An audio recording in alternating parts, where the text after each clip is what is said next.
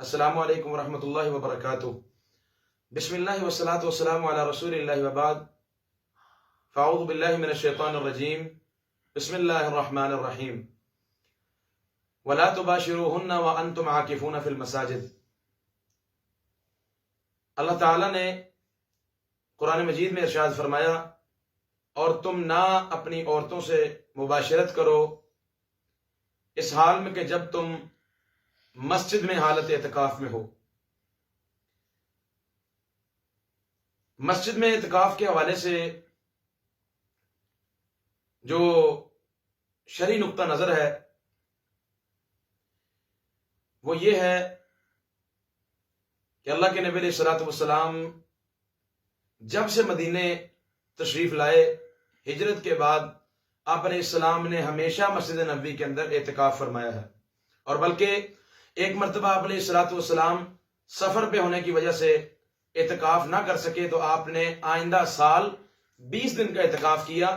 جو گزشتہ سال 10 دن آپ کے رہ گئے تھے، آپ نے ان کی قضا اس انداز میں دی۔ اعتکاف کا تعلق مسجد سے ہے۔ اعتکاف اعتکف یعتکف اعتکافاً، اعتکاف کا مقصد ہے لغوی، اس کا مطلب ہے کہ رک جانا، ٹھہر جانا، الاحتباس یا لزوم الشیء، کسی چیز سے جڑ جانا یا کسی چیز کو لازم پکڑ لینا۔ جیسا کہ اللہ نے قرآن میں فرمایا، ابراہیم علیہ السلام نے پوچھا تھا اپنی قوم سے کہ ما هذه التماثيل التي انتم لها عاکفون، کہ تم ان مورتیوں، ان مجسموں پر مجاور بن کے بیٹھے ہو، کیوں تم ان سے چمٹے بیٹھے ہو؟ یعنی عاکفون بمانا اسم فاعل کا صیغہ ہے کہ جڑے ہوئے ہو، لگے ہوئے ہو، چمٹے ہوئے ہو۔ اسی طرح یعکفون علی اصنام لہم، دوسری جگہ پر اللہ نے فرمایا کہ وہ اپنے بتوں پر اعتکاف کیے ہوئے تھے، مطلب لفظی ترجمہ کے بتوں سے چمٹے ہوئے تھے۔ کسی چیز سے لگ جانا، جڑ جانا، کسی چیز کو لازم اختیار کر لینا، لازم پکڑ لینا، یہ مطلب ہے اعتکاف کا۔ تو یہ ہے لغوی مطلب۔ اصطلاحی اس کا مفہوم ہے کہ لزوم المسجد، کہ مسجد کو لازم پکڑ لینا، لطاعت اللہ تعالی بنیت العبادہ، اللہ کی اطاعت کے لیے عبادت کی غرض سے مسجد کو لازم پکڑ لینا، یہ ہے اعتکاف۔ یہ اس کی اصطلاحی تعریف ہے۔ تو لہٰذا اعتکاف مسجد میں ہی ہوگا۔ اللہ کے نبی علیہ السلام نے ہمیشہ مسجد میں اعتکاف کیا ہے۔ یہ لاک ڈاؤن کے ایام میں، یہ کرونا کی وبا جو چل رہی ہے، ان دنوں میں کئی ساتھی بھائی دوست جو ہے نا اس کے بارے میں جو پوچھ رہے ہیں اور کافی افراط و تفرید کا شکار ہیں، تو یاد رکھیے اللہ کے نبی علیہ السلام، حضرت عائشہ سے روایت سے بخاری کے اندر، کان رسول اللہ صلی اللہ علیہ وسلم یعتکف العشر الاواخر من رمضان حتی توفاہ اللہ عز وجل۔ اللہ کے نبی علیہ السلام رمضان المبارک کا آخری عشرہ اعتکاف بیٹھا کرتے تھے، حتیٰ کہ اللہ تعالیٰ نے آپ کی روح کو قبض فرما لیا۔ پھر آپ کے بعد مسجد نبوی کے اندر ہی آپ کی ازواج مطہرات رضی اللہ تعالیٰ عنہم اجمعین یہ بیٹھا کرتی تھیں۔ تو لہٰذا یہ اعتکاف، اس کا تعلق مسجد کے ساتھ ہے۔ بلکہ امام بخاری رحمہ الباری اس حدیث پر باب اس طرح باندھتے ہیں کہ باب الاعتکاف فی العشر الاواخر من رمضان والاعتکاف فی المساجد، کہ باب ہے اس چیز کے بارے میں کہ آخری عشرے میں اعتکاف کرنا، اور دوسری جو چیز ہے کہ مسجد میں اعتکاف کرنا۔ تو لہٰذا اور آگے آیت کی ذکر کی کہ لا تباشروہن وانتم عاکفون فی المساجد، تم عورتوں سے مباشرت نہ کرو اس حال میں کہ جب تم حالت اعتکاف میں مسجد میں ہو۔ اللہ نے واضح نص میں فرما دیا کہ اعتکاف مسجد میں، بلکہ دوسری جگہ پہ فرمایا ان طاہر بیتی للطائفین والعاکفین والرکع السجود۔ ابراہیم علیہ السلام ان کے بیٹے اسماعیل علیہ السلام کو حکم دیا، تم دونوں باپ بیٹا میرے گھر کو پاک کرو، صاف کرو، اس کی صفائی ستھرائی نظافت کا اہتمام کرو۔ کس کے لیے؟ کہ للطائفین، اس کے طواف کرنے والوں کے لیے، والعاکفین، اس کا اعتکاف کرنے والوں کے لیے۔ تو لہٰذا اعتکاف کا تعلق اللہ کے گھر مسجد سے ہے، بیت اللہ سے ہے، اللہ کے گھروں سے ہے، مساجد سے ہے۔ لاک ڈاؤن کے ایام میں کئی بھائی جو ہیں وہ افراط و تفرید کا شکار ہے کہ گھر میں اعتکاف بیٹھا جائے۔ تو یاد رکھیے، اگر مسجد کے اندر حکومت وقت کی طرف یا مقامی انتظامیہ کی طرف سے اجازت نہیں ہے تو اعتکاف گھروں میں نہ بیٹھا جائے۔ گھر میں اعتکاف بیٹھنا یہ شریعت سے، سنت سے ثابت نہیں ہے۔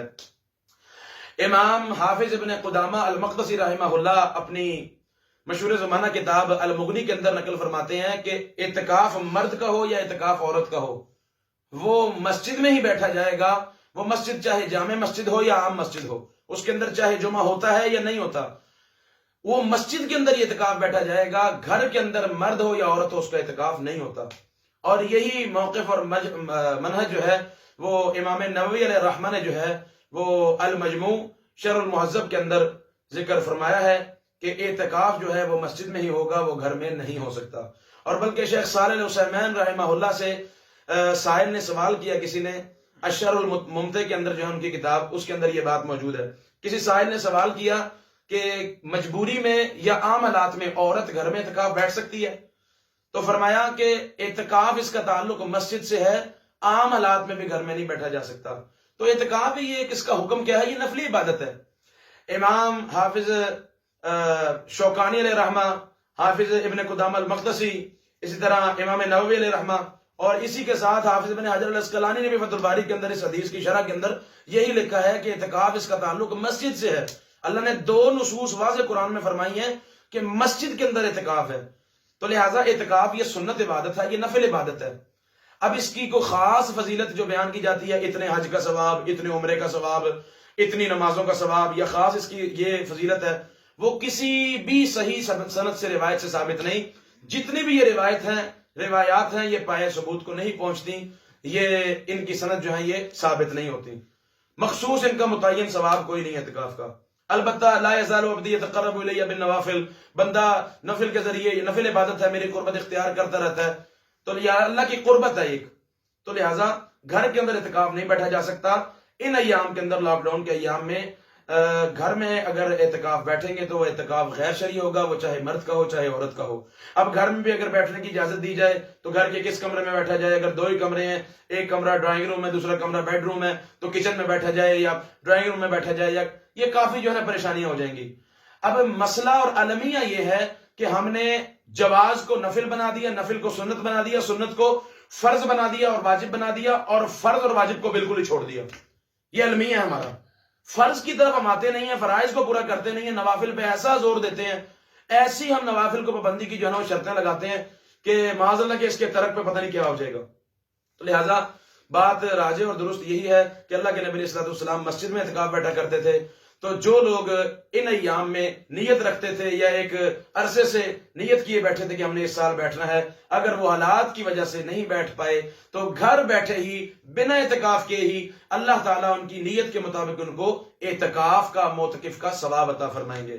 اللہ سے دعا ہے اللہ تعالیٰ ہماری جمیع عبادات، قیام و سیام قبول و منظور فرمائے، اللہ تعالیٰ ان وباؤں کو ہم سے دور فرمائے، ان وباؤں کو اللہ ہمارے دشمنوں پر مسلط فرمائے، امت مسلمہ اور بالخصوص مملکت خدا داد پاکستان اللہ اس کی حفاظت فرمائے۔ اقول قولی ھذا استغفر اللہ لی ولکم ولسائر المسلمین انہ هو الغفور الرحیم۔